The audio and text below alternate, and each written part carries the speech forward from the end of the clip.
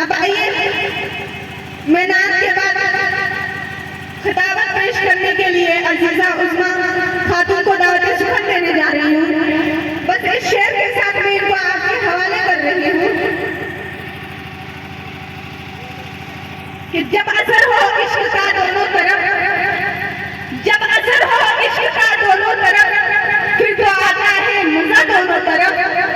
جب اثر ہو عشق کا دونوں طرف، پھر تو آتا ہے مزہ دونوں طرف. اور سامنے بھی پیٹھ پیچھے بھی نہیں، دیکھتے ہیں مصطفیٰ دونوں طرف. مصطفیٰ دونوں طرف. عزیزہ عظمیٰ خاتون تشریف لائیں.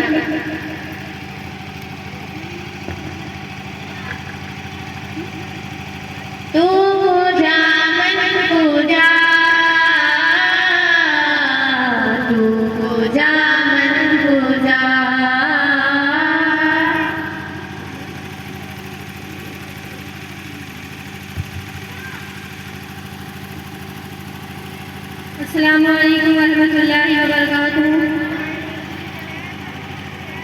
الحمدللہ رب العالمین والعاقبۃ للمتقین والصلاة والسلام علی سید المرسلین وشفیع المذنبین وعلی آلہ وصحبہ اجمعین.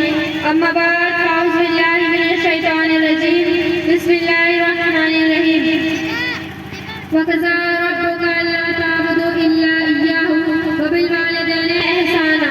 اور آپ کا رب حکم دے چکا ہے کہ اس کے سوا کسی کی عبادت نہ کرنا اور ماں باپ کے ساتھ نیک سلوک کرنا.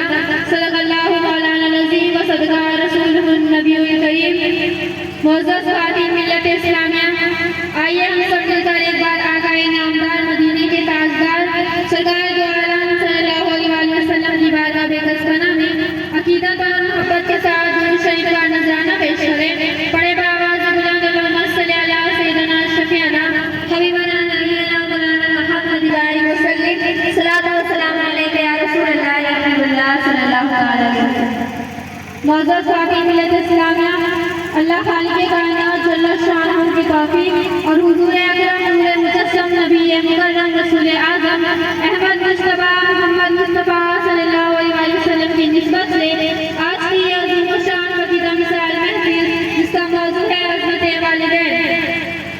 پیاری پیاری اسلامی بہنوں، اللہ تبارک و تعالیٰ کے فرمان عالی شان میں 5 باتوں کا حکم دیا گیا ہے. پہلا، اللہ کی عبادت کرنا. دوسرا، ماں باپ کے ساتھ نیک سلوک کرنا. تیسرا، ماں باپ کی شان میں گستاخی نہ کرنا. چوتھا، ان کے سامنے ادب و احترام کے ساتھ پیش آنا. اور پانچواں، ہر وقت ان کے لیے دعائیں مانگنا. نعمتوں کا شکر ادا کرنے کا سب سے بہترین ذریعہ اللہ کی عبادت ہے. خواتین ملت اسلامیہ، اس لیے اللہ تبارک و تعالیٰ کا فرمان عالی شان ہے کہ تم میری نعمتوں کا شکر ادا کرو، میں تمہاری نعمتوں میں اضافہ کروں گا.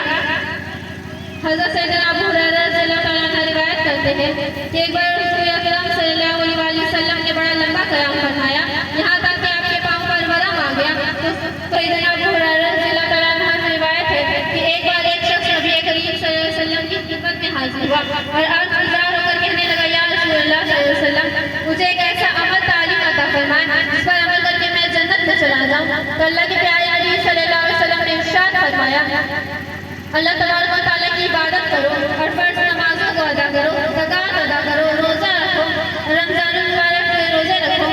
یہ سن کر اس عربی نے کہا، مجھے اس رب کی قسم جس کے قبضے میں میری جان ہے، میں اس میں نہ تو زیادتی کروں گا اور نہ ہی کمی. یہ کہہ کر جب وہ عربی واپس ہوا تو اللہ کے پیارے نبی صلی اللہ علیہ وسلم نے ارشاد فرمایا کہ اگر کوئی شخص چاہتا ہے کہ کسی جنتی کو دیکھ لے تو وہ اس شخص کو دیکھ لے. معزز خواتین ملت اسلامیہ، اس سے یہ معلوم ہوا کہ نماز، روزہ، زکوٰۃ، حج اور اللہ تبارک و تعالیٰ کی عبادت کا اجر جنت ہے. اللہ تبارک و تعالیٰ ہم سبھی کو کثرت سے اپنی عبادت کرنے کی توفیق عطا فرمائے. آمین ثم آمین. معزز خواتین ملت اسلامیہ، معزز خواتین ملت اسلامیہ،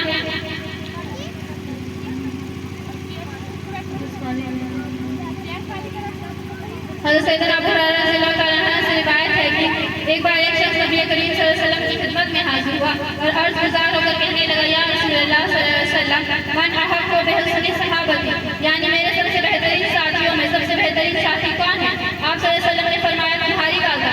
اس نے پھر عرض کیا کہ یا رسول اللہ پھر کون ہے؟ آپ نے پھر عرض کیا کہ تمہاری واقعہ. اس نے پھر عرض آپ نے پھر عرض کیا کہ تمہاری والدہ، اس نے پھر عرض کیا یا رسول اللہ پھر کون ہے؟ آپ نے پھر عرض کیا کہ تمہارا والدہ۔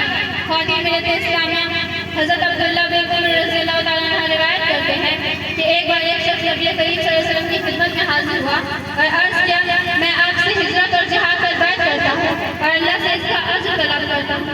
اللہ کے پیارے نبی صلی اللہ علیہ وسلم نے ارشاد فرمایا تمہارے والدین میں سے کوئی ایک زندہ ہے؟ اس نے کہا جی ہاں دونوں زندہ ہیں۔ اللہ کے پیارے نبی صلی اللہ علیہ وسلم نے فرمایا تم اللہ سے اس کے طلب ہو؟ اس نے کہا جی ہاں۔ اللہ تبارک و تعالیٰ کے پیارے نبی صلی اللہ علیہ وسلم نے ارشاد فرمایا جاؤ اپنے والدین کے پاس اور ان سے کئی اسلامی بہنوں ان دونوں حدیثوں میں رشتہ داروں کے ساتھ نیکی اور حسن سلوک کرنے کا حکم دیا گیا ہے، لیکن یہ کہ سب سے زیادہ حسن سلوک کے حقدار ماں ہوتی ہے، پھر باپ، اس کے بعد درجہ کے اعتبار سے قریب کے رشتہ دار۔ ماں کا حق مقدم کرنے کی وجہ یہ ہے کہ اولاد کی تربیت میں سب سے زیادہ مشقت ماں کو اٹھانی پڑتی ہے، اولاد کی ماں پر شفقت زیادہ ہوتی ہے۔ پیارے پیارے اسلامی بہنوں، ماں کی شان و آن اور عظمت و عزت کا کیا کہنا، جس کی عظمت اور عزت اللہ تبارک و تعالیٰ اور محبوب کائنات صلی اللہ علیہ وسلم کو ارشاد فرماتے ہیں۔ اور میں اپنی تقریر کو انہی چند گفتگو میں ختم کرنا چاہتی ہوں۔ وما علینا الا البلاغ المبین۔ السلام علیکم ورحمۃ اللہ وبرکاتہ۔